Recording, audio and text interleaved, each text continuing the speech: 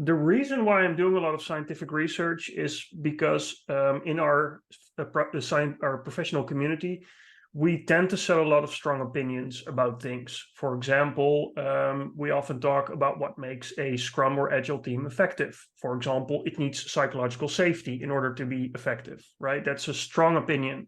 We also sometimes say that something like safe is a bad idea, or that certain kinds of leadership are more effective than others. There are a lot of strong opinions.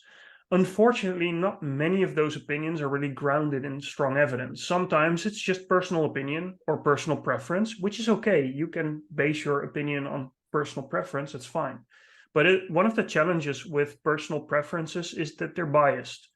You tend to like the things that you have experience with, that you've seen before.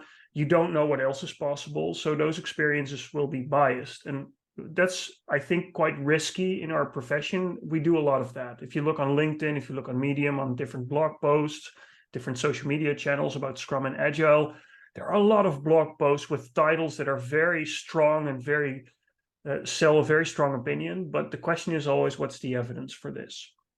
And I think what we should do is try to work towards finding more robust evidence to support the claims that we're making. And that's possible because a lot of adjacent fields to the Agile community are doing that. For example, organizational development, which is a very big field, OD, they do a lot of this. They do a lot of research, they share research, they have conferences that are entirely focused on sharing the research with practitioners.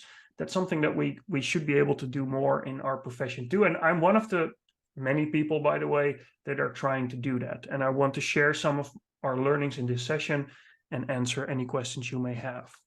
But before continuing with that, I have a question for you.